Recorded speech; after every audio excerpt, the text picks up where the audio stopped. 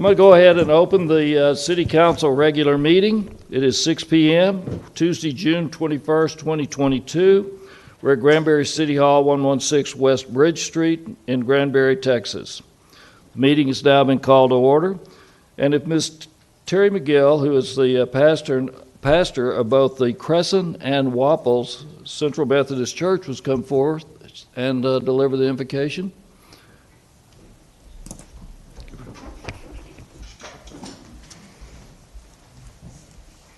Thank you. It's an honor to be here tonight. Would you all pray with me? Gracious God, as we gather together tonight, we are ever mindful that we are brought together by your call to be in relationship with one another, to live as a community guided by your grace and nurtured by your Spirit. We ask that you make your presence known, that you guide the hearts and the minds of those who will speak, and grant discernment and insight to those whom we have empowered to lead us, that they might be guided by honesty and humility and love for neighbor. Help us to be co-creators with you in this city, that all might share in the rich blessings which all of us have been given. Awaken each of us to your desire for us to work together, even and especially in our differences and diversity, to strive towards the common goal of nurturing the bonds of this city and our community. Come and be a beacon of light, illuminating our paths and shining brightly within each person present. For it is in the name of the one who taught us grace and love that we pray. Amen. Amen. Thank you, Pastor Miguel. Now I've asked Steve Vail if he will lead us in the pledges. Please join me in the Pledge of Allegiance. I pledge allegiance to the flag of the United States of America and to the republic for which it stands, one nation under God, indivisible, with liberty and justice for all. And now the Texas flag. Honor the Texas flag. I pledge allegiance to thee, Texas, one state under God, one and indivisible. Thank you. We'll start the evening with City Council, City Manager issuing encouraging statements and recognizing city staff. City Council, do you have any comments? Mr. Mayor. Yes, sir, Mr. Vail. Speak. I just want to recognize the City Manager, Chris Kaufman, and the city staff for the preparation and presentation of our 22-23 city budget. This was a posted public meeting that happened last Wednesday, June 14th. I think as everybody's keenly aware, we've got record inflation affecting costs of things like fuel, material costs, etc. I know that a lot of hard work and a lot of tough decisions went in to put that budget together. I hate to see the editing room. I'm sure there's a lot of stuff that was left on the floor. And we'll be working over the next few months to really fine-tune that budget as we work together to pull that budget together for the city. So, Chris, I just want to thank you and the city staff for a really fine job. Thank you. Yeah, I think we can all agree on that. Did someone else have something else to say about that? I personally have seen a number of budgets, many budgets. This one's tough and tight, and I know that the staff worked diligently on it for more than 2 weeks. Probably our finance group, probably since the budget last year, this has been in the works. It was very well done. And I want to also compliment the city staff, and I'm not sure if they work with parks or if they work with maintenance out on the streets. But yesterday, was yesterday Monday? Yes. Yesterday, I came in and late in the afternoon, and there was a young lady that had become stranded in her automobile, parked right outside on the street. I don't know, water hose broke, I have no idea. But the city crew that was walking by, they were not working yesterday, but they were working by, made sure that this young lady had water, that they took care of the car, they got the attention, they made sure that she was not exposed to the heat. And I walked away just feeling good about being in the city, and I didn't mention, she was about 8 months with child. So I was thinking to myself, you live in this city, you have to love the people that take care of the city, and those are our city employees. Thank you all. Thank you. All right. I have a couple of things here. Mr. Kaufman, please speak. So on 4.1 and 4.2, we're gonna need to hold off. Everybody, they've got some folks that are not able to attend tonight that need to receive this recognition. So I'm gonna put that on the back burner till the next meeting. Hopefully, everybody will get well and get back here and take care of business. So we do have some pretty cool stuff that's happened, and I'd like to get some recognition, but they're not able to be with us tonight. So thank you. Good. Okay, I want to remind you that public comments on the agenda items for non-public hearing agenda items, and we do not have any public hearings I'm Chris. tonight. What was that?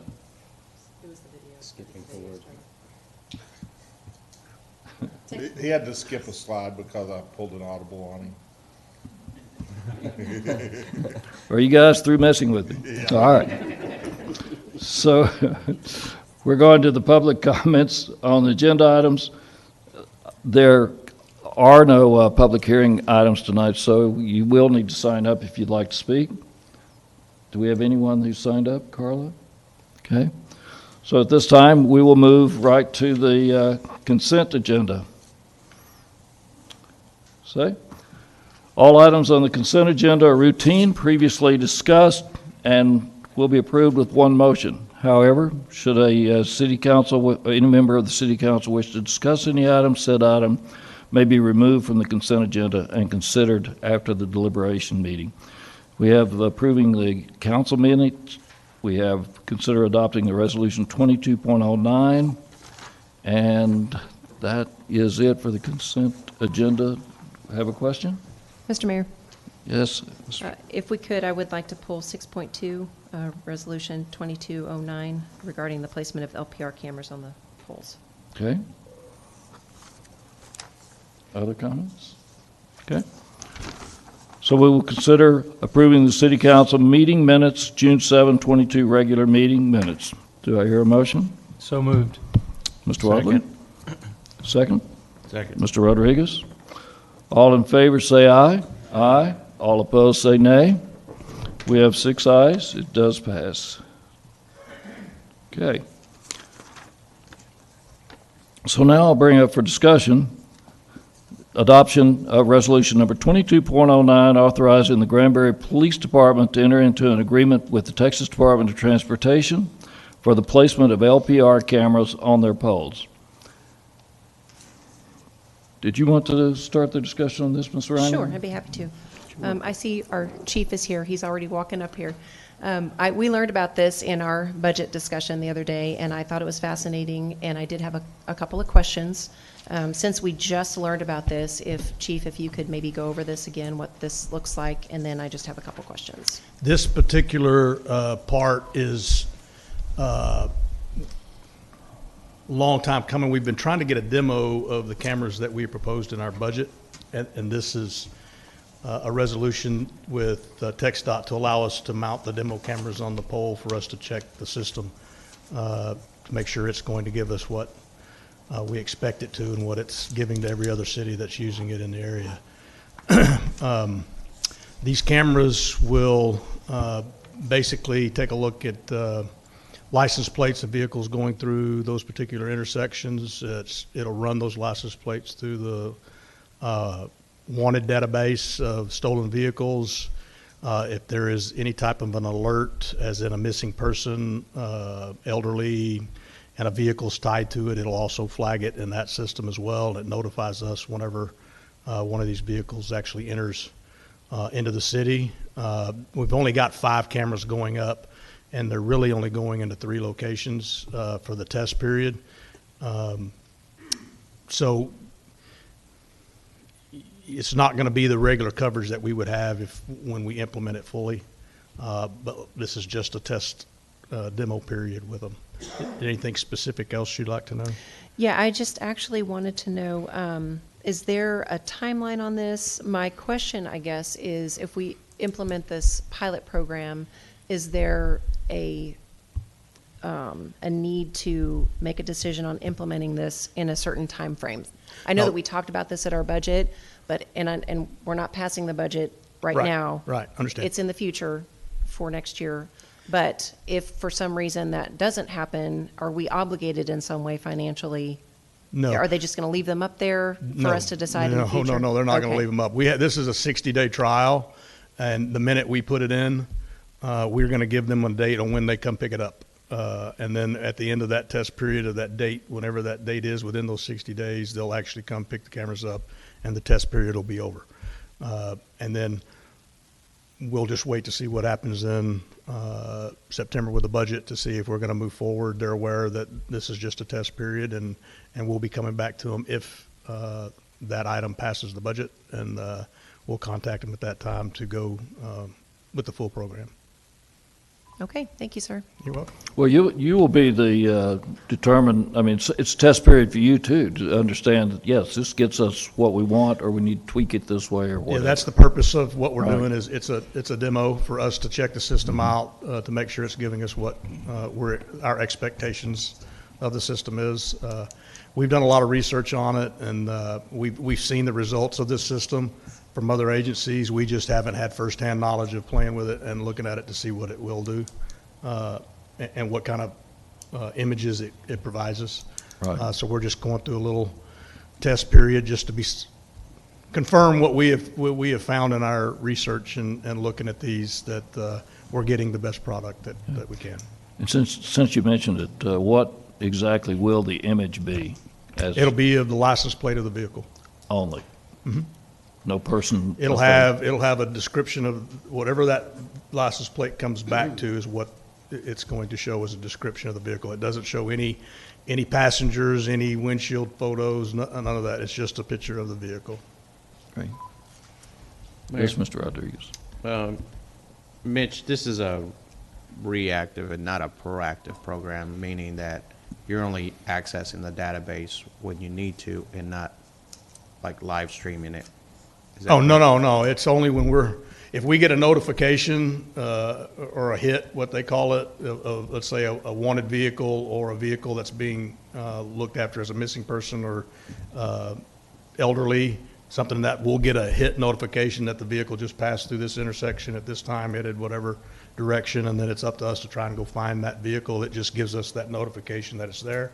And in an investigative standpoint, if we have an incident that's occurred where we're looking for a particular vehicle that's gone through a particular intersection or area, then we'll use that to pull up those vehicles that match that description in that area to use as an investigative person. But we're not sitting at a monitor watching all these cars go through in any way, shape, or form. It's going to be strictly investigative, or if we get a hit notification that something that's got a hit on it, one way or the other, comes through. Okay. Mr. Mayor. Yes, Mr. Vail. Mitch, how old is this technology? How old? Well, it's Yeah. been around for a while. Okay. You know, the cameras improve yearly when they come up with the technology to put in them, but LPRs have been around for quite a while. And really, it all started in Europe. This kind of technology started in Europe. The states were a little bit lagging behind, but it's been around for a very long time. Do we have other communities around Granbury that are utilizing this same Fort Worth, technology? Benbrook, Weatherford, believe Burleson's got some. I'm not 100% positive, but we checked with Flock to find out what neighboring agencies had them, and it's pretty much most of them using them. Some are using a mixture of this one and another one, just so they have access to two different databases. But we're 100% sold on Flock's ability, and there's a lot of people using Flock, and we'll have access to all that information. So, Okay, thank you. you bet. There are other comments, questions? Okay. Anyone feel comfortable making a motion to adopt resolution number 2209, authorizing the Granbury Police Department to enter into an agreement with the Texas Department of Transportation for the placement of LPR cameras on their poles? So moved. Ms. Reiner? Second. Mr. Corrigan, seconds. All in favor, say aye. Aye. All opposed, say nay. Passes 6-0.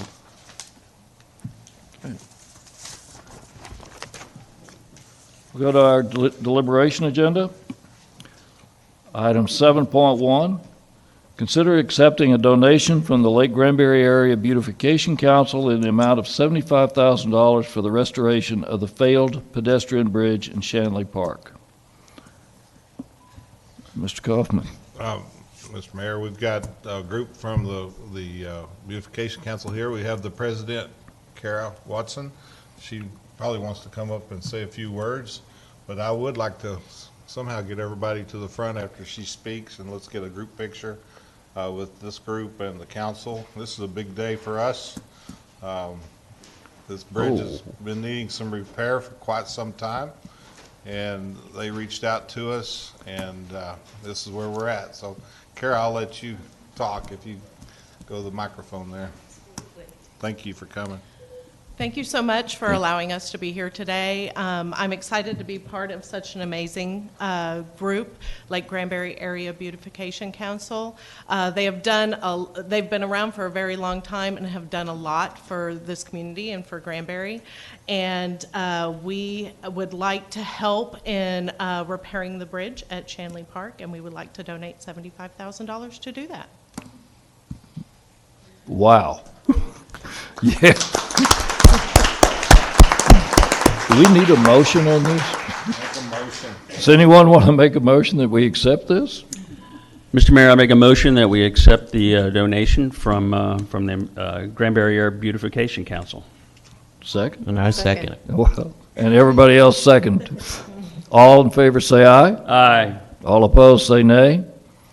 Thank you. Thank you very much.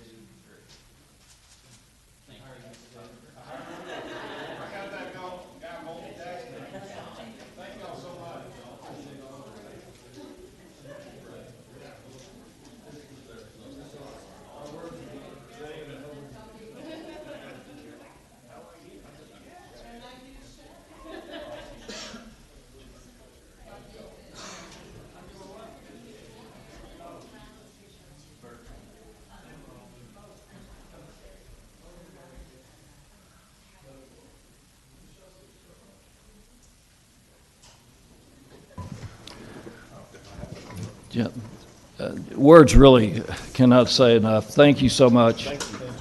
Yeah, we're looking forward to finding the remaining funds and getting work started on that unit. Okay, number 7.2. Consider adopting the City of Granbury strategic plan developed during the strategic planning workshop held April 1 and 2, 2022. Facilitated by Mr. Ron Cox of Ron Cox Consulting Granbury. And we have the strategic plan implementation plan. Mr. Kaufman? Thank you, Council. This is the final and most important part of the strategic plan, and that's when we actually adopt it and implement it. And so Ron has facilitated a meeting with city staff, and we have put together this presented plan to you. And Ron is here to give us a short presentation and some history and some steps, action steps, but the plan is in your packet, and we're pretty excited about the accomplishments here. So, Ron, we'll turn it over to you, and he's got some slides he wants to share with you and visit with you. Thank you, Chris. Thank Mayor and council, it's great to see you all again, and it's been a real pleasure to work with you all as well as the city staff on this process. I think it's been very, very productive, and if you've had an opportunity, I'm not going to go through the implementation plan, but I really want you to take a look at it because it shows the detail of thought and work that the staff has gone through to implement the strategies and goals that you all have come up with on their behalf. And so what I wanted to do today was to just go through very quickly the things that you have done at that larger level, and then again encourage you to look at the implementation plan in more detail. I appreciate all the work that you all do, as always, and have enjoyed working with you as well as the staff.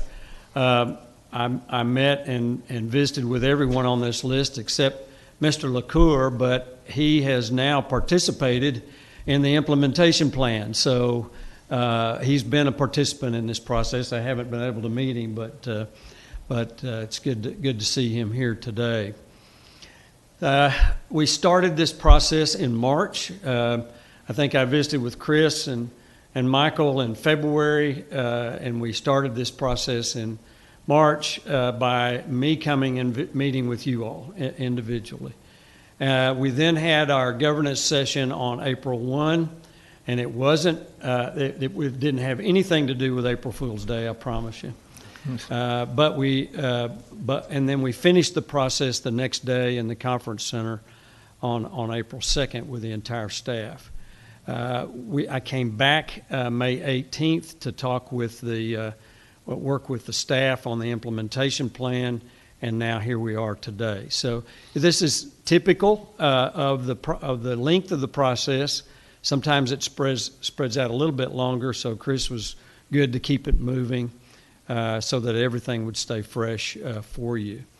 In our retreat sessions, we focused on our first session on governance and our second session on planning. So we looked internally at ourselves, if you will, and how we function and how we'll function as a council first, and then we looked outwardly at what needs to be done and how are we going to go about doing that. And so tonight I want to review that governance model, which you've seen. So I'll go through it very quickly. Review the goals and strategies, which you've also been able to review, but not seen probably recently, and then just talk at a very high level about the implementation plan and what it includes. So we talked about building the corral, and everything that we do, we've been able to work toward building that corral so that we can work cohesively, predictably, consistently together. And we've done that by focusing on these four legs of the table, if you will, as we begin to set that table and go through this process. Effective leadership, meaningful communication, understanding our roles between council members and council and staff, and fulfilling expectations, and in fact identifying expectations, and then looking proactively at what the vision of this community is and planning how we can meet that vision, what are the strategies, what are the important things that we would do. So we started this process by just simply saying, why are you here? And I'm not going to go through this list, but the important thing is that we all know we come here as individuals with our individual interests. But then we're all of a sudden required to work collectively together as a group. Sometimes we may not have known each other until we come to the table. Others may be best friends and we come to the table, but we're now functioning differently. And so we have to move ourselves from why we came and what our individual attributes are and use those toward the common good. And you all talked about that. Why did you run? What attributes do you bring? And those combined attributes are what make the team of both council and staff work together at their best. We talked about leadership. That's one of the legs of that table. And you identified the areas that you feel are important in terms of leadership. Being ethical, or doing the right things for the right reasons, being predictable and consistent, seeking to understand what people want and need, and then developing actions. And I'm not going to try to go through all these. I I promised to limit my presentation to 2 hours, but and I got raised eyebrows and grins, and so I promise I won't do that. But I'll limit it. I certainly will limit it to 2 hours, but it'll be much less than that. So all of these things, determining how we will lead. So my encouragement to you is, now that you've identified that, is to review and focus on leadership and what it means and what you've said that you will do in terms of your leadership, and quite frankly, to hold each other accountable to the process. A lot of bullet points here in terms of leadership. One of the great points that you all came up with was having and articulating a shared vision, and we'll talk about that in just a minute.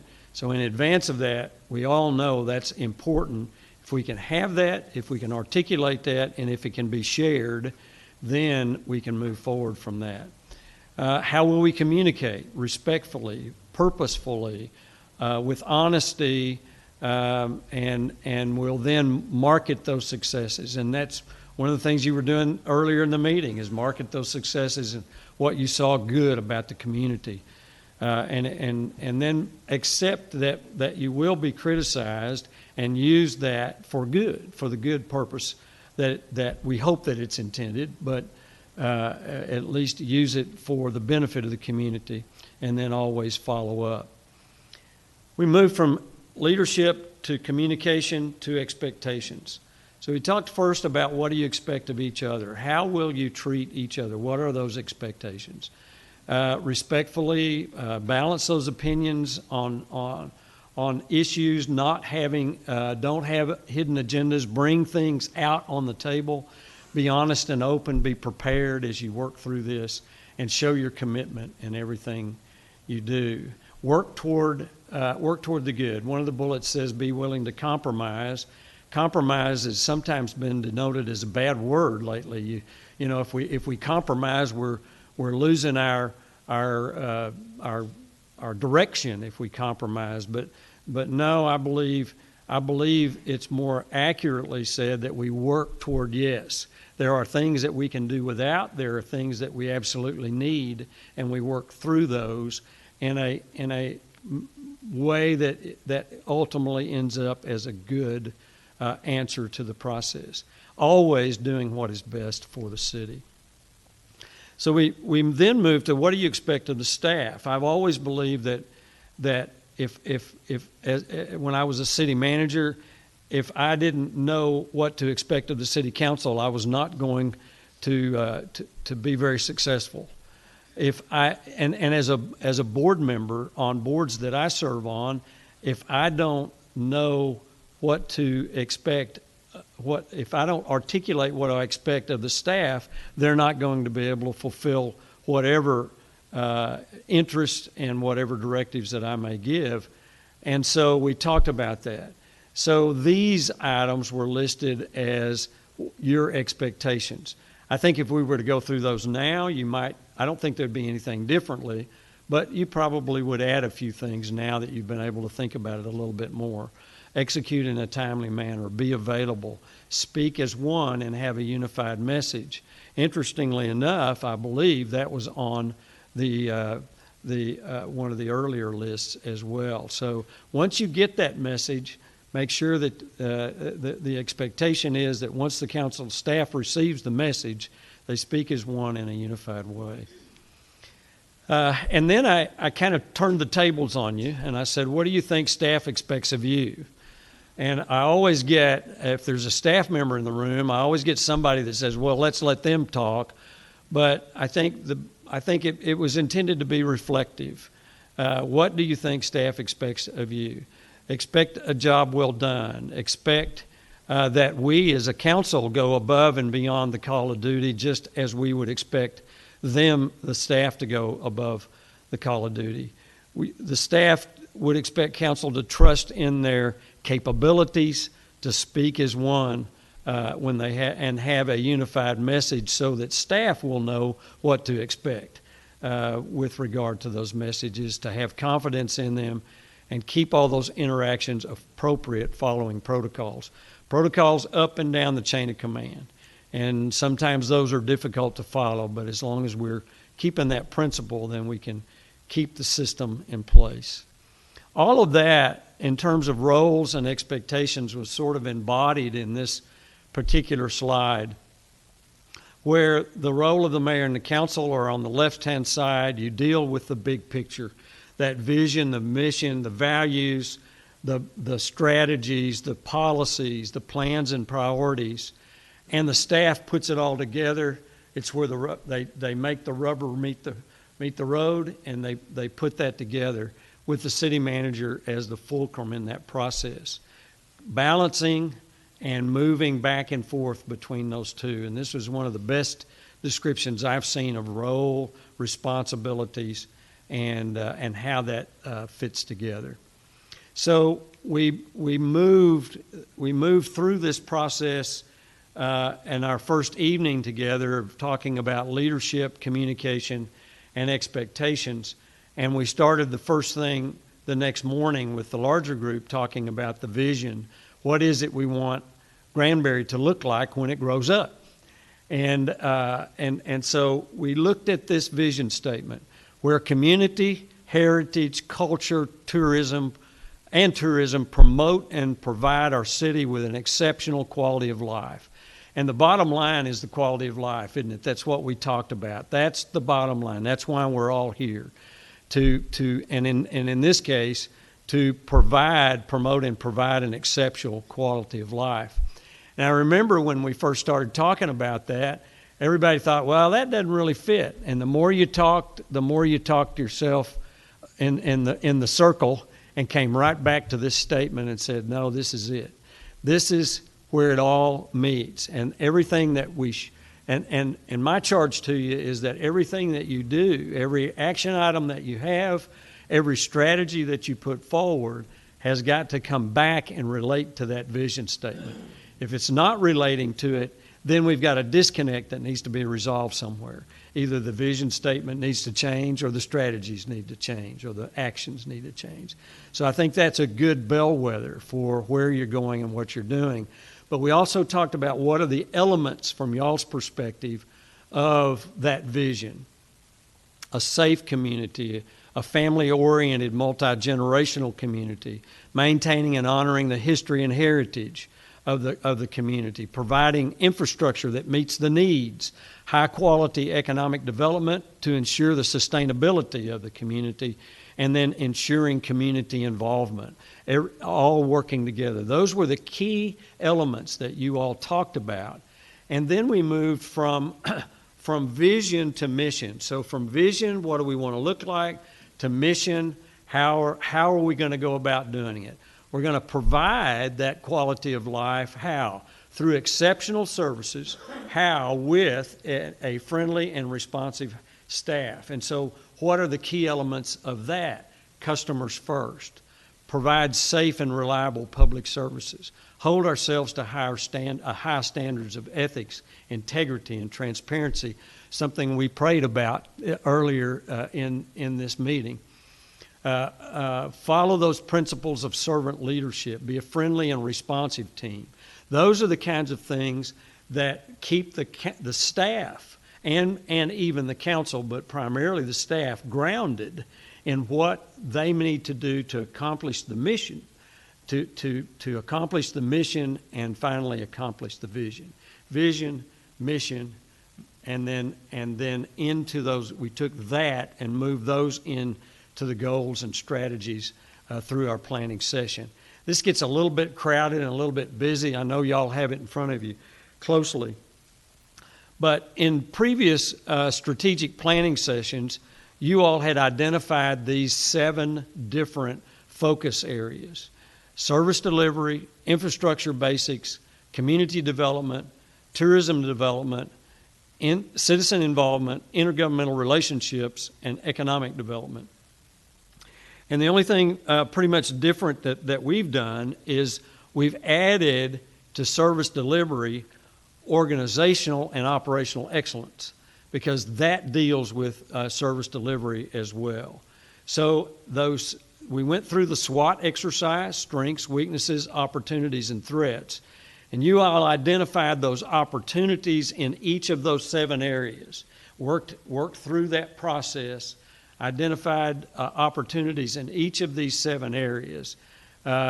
Service delivery and organizational excellence, a guiding principle to provide efficient and effective delivery of all city services, and then identified those strategies. Some of the strategies, some of the opportunities that you identified were high-level strategies. Some of them were more goals. Some of them might have even been action items. And so what we tried to do then was arrange those.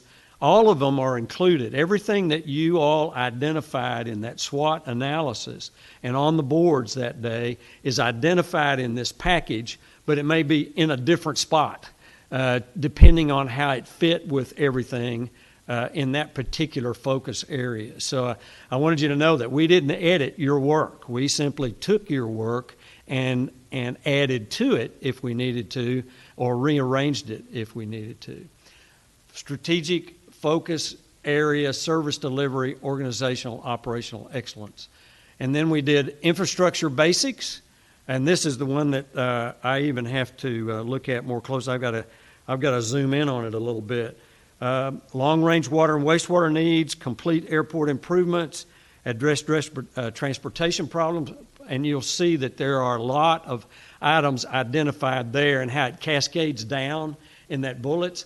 Again, those were identified by you. We just arranged them in a more logical manner. And then the facilities master plan. Focus area 3, community development, the same way.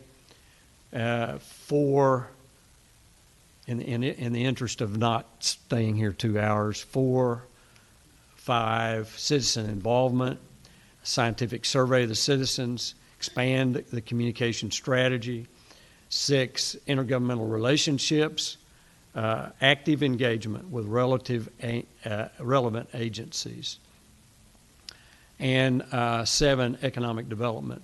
And was tourism in there? Okay. I thought I'd overlooked it. Tourism only had one bullet item, and that is improve and maintain, increase the tourism base in the economy. But there are action items associated with that. But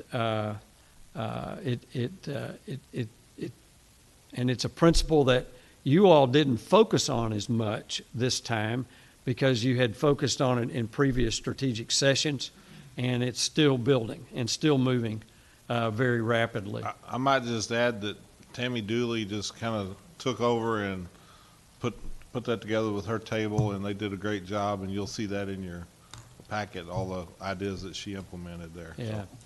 So, great teamwork. Yes, and I want to speak to that with regard to the implementation plan. When I came back in May and we worked on that implementation plan, they sat in this room, divided up into groups and tables, took that implementation, those sheets, and filled them out. And they did a great job of identifying the various steps and action items that needed to be done, rearranging some things, redoing some things, and coming up with the implementation plan that you have in your packet. I wanted to talk about that in this way. You all identified the strategies and the goals, those items that were important to you. They've identified how they're going to get it done. And so you'll see action steps in there.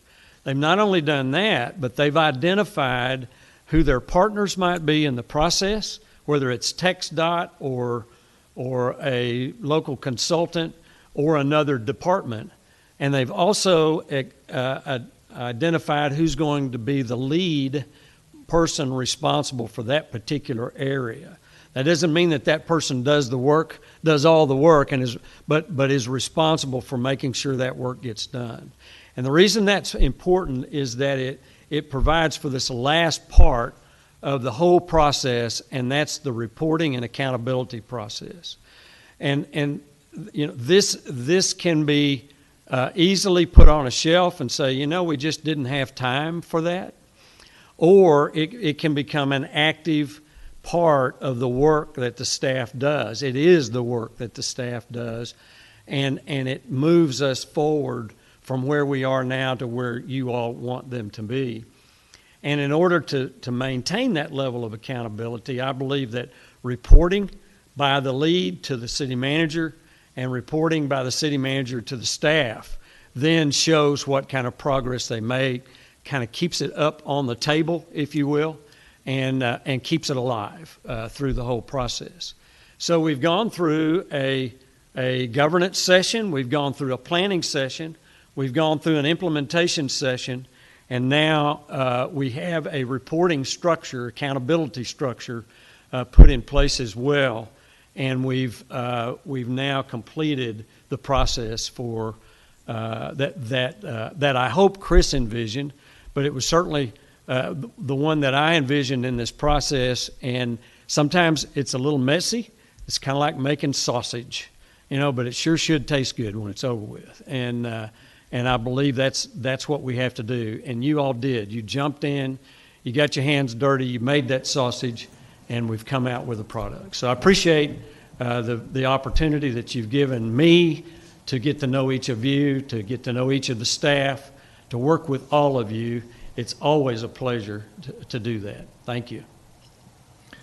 I think that you owe or we owe you a huge gratitude, thanks as well, because you put us together, you made us talk, made us listen, and when you bring together a plan that has implementation, things to do, people responsible, dates it's going to be done,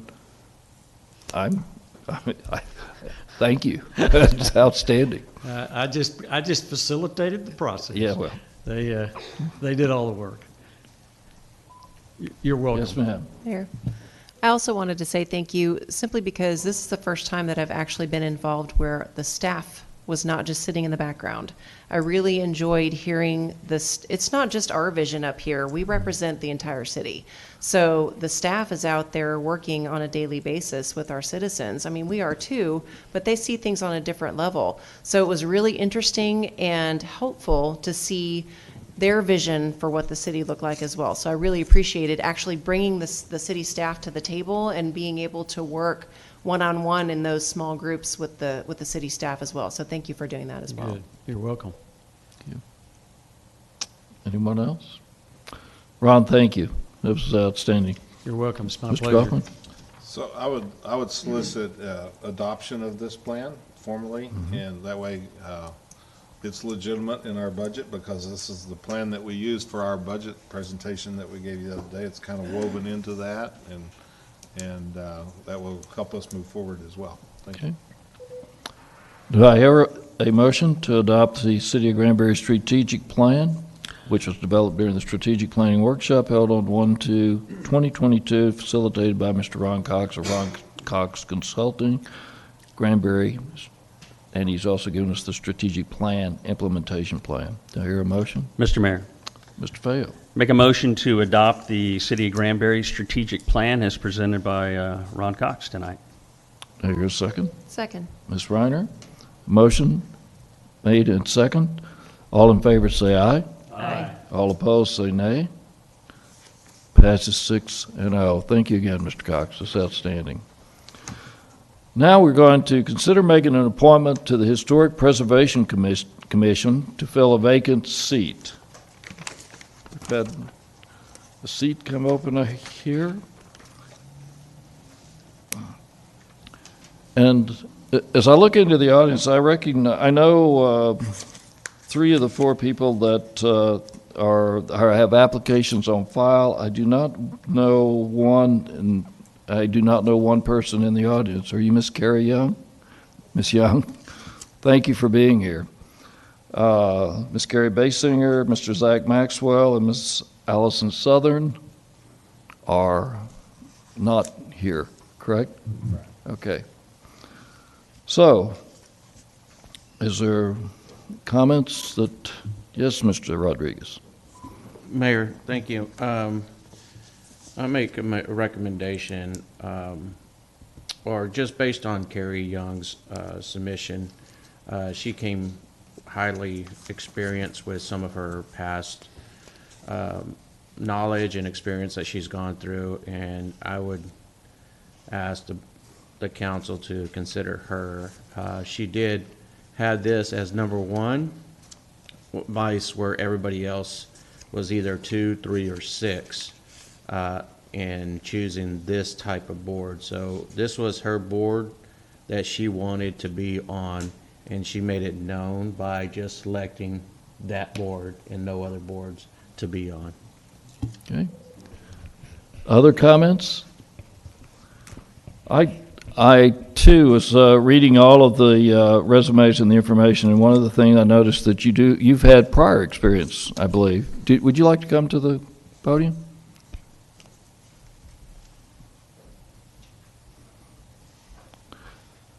You've had prior experience on this board as well, right? Yes, sir, I have. I've been on and off the board since 2010. I served as chair from 2011 to 2017. Okay.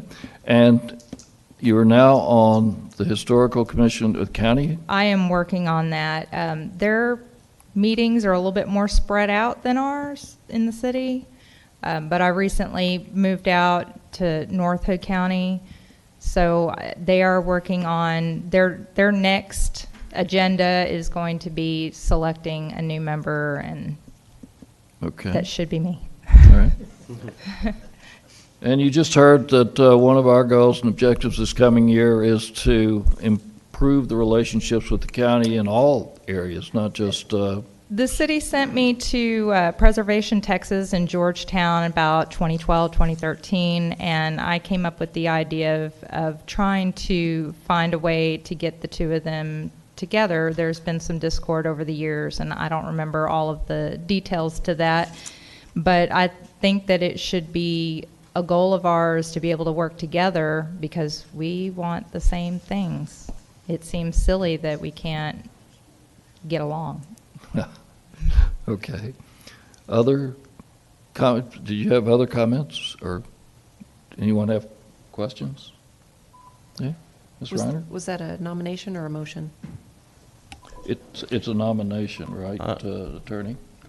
I'll make a motion to select Carrie Young as the applicant for filling the vacant seat. And second that. everyone gets to make a nomination, correct? If they choose. Yes. Right, okay. Does anyone else choose to make a nomination? I move we nominate Ms. Carrie Young by acclamation. Or we can all say aye. All in favor, say aye. Aye. All opposed, say nay. Welcome, Ms. Young. Thank you for your service to the city and the county. Appreciate it. And hopefully you can work with the commissioner that's in the back. Good. Okay, we will now recess into the City of Granbury Employee Benefits Trust meeting. The time is 6:49, and we are recessing in the City of Granbury Employees Benefits Trust agenda, and it is 6:49 Tuesday, June 21st, 2022. So this meeting is now called to order. Public comments again on agenda items can be made. Have we had anyone sign up at this point in time, Carla? No one has signed up. So our agenda items are to consider approval of the minutes from the last meeting, which was held on July 6, 2021. Have we all had a chance to review the minutes? Do I hear a motion to approve those? Mr. Mayor, I just have a quick question. Yes, Mr. Bale. As I look down here on the minutes, I noticed my name down here as the secretary. I'm the current secretary. There is no extra pay, Mr. Bale, I'm sorry. Yes, as was, this is I didn't know if that was just procedural or... it is Okay, procedural. all right. Very good, thank you. And you were the next in line because the pro tem is the co-chair, or the chairman, second chairman, so you're the next in line. Happy to You're do the it. secretary. So do I hear I make a motion. Go ahead. I make a motion to approve the minutes as presented. Okay. Second? Second. Ms. Reiner? All in favor, say aye. Aye. All opposed, say nay. Passes 6-0. Now, we will consider approving the city's annual employee health insurance renewal with Blue Cross Blue Shield of Texas. Thank you. Mr. Kaufman? Part of our budgeting process requires us to address the cost of health benefits for our employees every year. I'm going to turn it over to Michael. We had a very substantial increase, and so we needed to really vet that, and we worked hard. So I'll turn it over to Michael and our Higginbotham rep to discuss this. Thank you, Chris, council, mayor. As Chris said, this is part of our annual budgeting process each year. About this same time each year, we do take a look at where we stand. Our existing insurance is provided for health is provided by Blue Cross Blue Shield. I've been with them for a few years now. They've done a very good job for us. Overall, very satisfied with them. However, due to our utilization of their plan, they did come in initially at a 26% increase over prior year. And you'll see in the memo that's due to the 390% utilization rate through April, which is 264% higher than the loss ratio last year, which was also over 100%. And I'm sure you all know what that means, but it means they're paying out that much more than they're getting paid at the end of the day. So we were successful with Higginbotham's assistance, especially in getting that 26% number down over time to 20%. That is the number that is in, I think Chris had in your current budget, that 20% number, and we were able to get to that. Because that number was such a high increase, Michael Parks with Higginbotham, they did go out and ask for requests for proposals to look at competition. Unfortunately, Cigna came in at a 34.08% increase, and United Healthcare was at 38.84%. So our 20% started looking a little better, but it's still, we understand, it is an increase. The city, Also, we had a no bid from Texas Municipal League. right, they don't even through the- submit anymore. Yeah, the Intergovernmental Risk Pool, Yes, sir. or whatever it's called, benefits.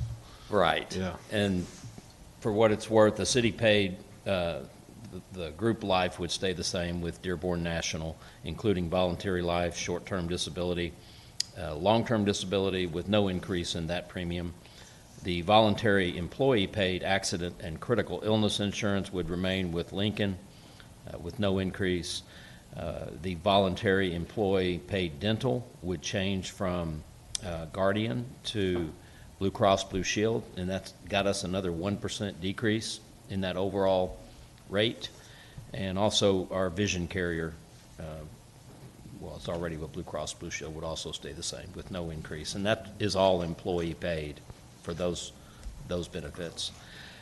As you may recall, the city is currently conducting a total compensation study to compare us with comparable cities to ensure we're providing salaries and benefits that are competitive in the market. And we believe our current insurance plan design is in that realm, and we're waiting for the results of that compensation study, and it's nearing completion. Probably in the next couple of weeks, we'll have information to know kind of how we shape up with cities that we're trying to attract from and encourage employees to come here and work and hopefully be able to keep them and not have them leave to go elsewhere. So what we're requesting tonight is for City Council to approve the city's annual employee health insurance renewal with Blue Cross Blue Shield of Texas. And we do have Michael Parks with Higginbotham here this evening if you have any detailed questions. And I'm happy to answer any as well. Council, do you have questions concerning this increase? I don't believe there are any questions. Mr. Kaufman, do you have? Well, I'd just like to thank Michael for the work that they did. I was really sweating this increase. Yeah. We had an extreme health event and for a former employee, and so that liability goes away, and I think that helped us a little bit. But man, your heart says, I'm glad we're able to help somebody, and our wallet says that hurt. So that's kind of the way it goes sometimes when you provide benefits. But we also looked at HMOs instead of the PPO plan that we have, and I think that would have been detrimental to about 21 employees would have to actually find specialized doctors for some chronic illnesses that they currently are dealing with, and we didn't want to go through that transition for them. So at the end of the day, I think this is a great step forward to go ahead and award the contract to Blue Cross Blue Shield Texas and make that recommendation to you.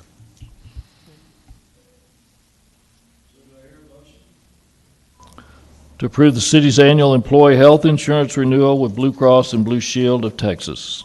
So moved. Mr. Wadley moves. Second. Mr. Corrigan is second. All in favor say aye. Aye. All opposed say nay. There is no nay. It passes 6-0. Thank you. There being no other business with the City of Granbury Employee Benefits Trust agenda, I will adjourn this meeting. We'll now reconvene into the Granbury City Council regular meeting. It is 7:55. 6? Got to get bigger dots.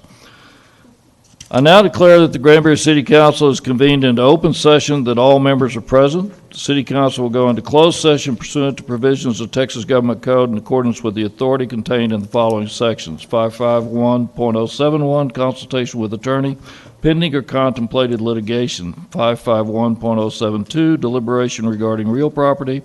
551.074, personnel matters, discuss possible amendments to the city manager agreement. 551.087, deliberation regarding economic development negotiations. We are now in executive session. Granbury City Council reconvenes into open session. There was no action taken in the closed session. All council members are present. There being no further business, I announce the meeting adjourned. Thank you.